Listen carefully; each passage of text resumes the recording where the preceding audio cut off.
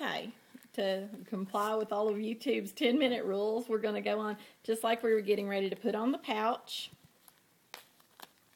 Again, it's open when it goes on. Some of these will have like an integrated closing system, or you have some that are made just solid.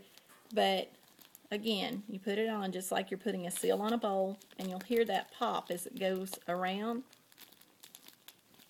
Again, go back around, make sure it's on there and seal good. And you're going to take and just kind of roll it up a little bit, and where it's not overly,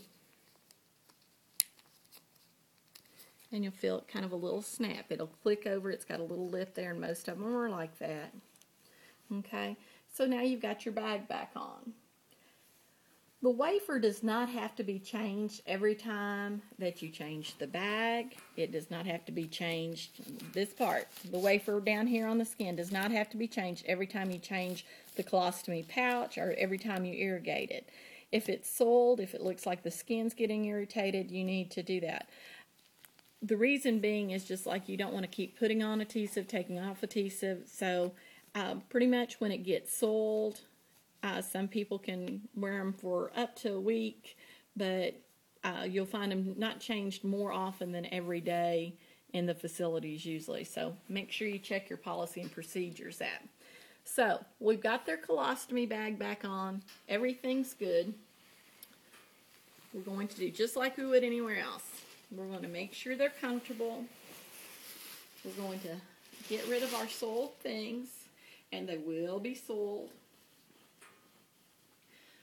We're going to say, Miss Topper, we need you to stay, if you can stay still for about 5 minutes, what it's going to do is her body heat and everything is going to get that wafer to just kind of stick down really good and mold to her where she doesn't immediately get up and start moving around.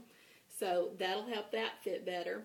And at this point in time, this is when we go and rinse out and wash all that irrigation equipment that we're going to be reusing.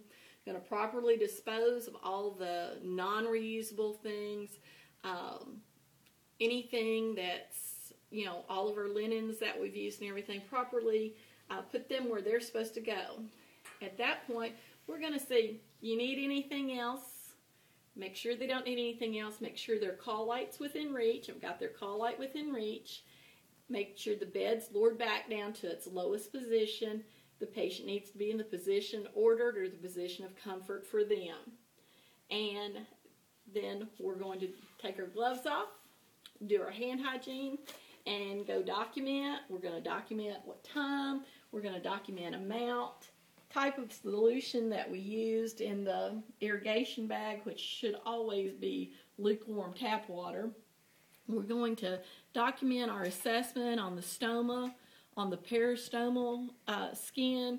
We're going to note condition. We're going to note color. We're going to say what appliances we used to put back on. Did we change that wafer? Did we use a powder? Did we use a skin prep? Everything like that needs to be charted. And that also, you need to be educating the patient while you're doing that as well. This is a big life change for a lot of people.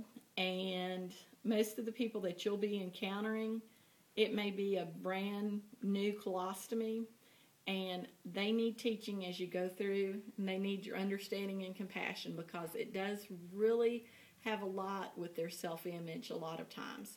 And this happens fairly often, and sometimes it's just temporary on middle-aged men. And so lots of education. So if you have any questions, be sure to ask your instructors, but that is colostomy, irrigation, and pouching.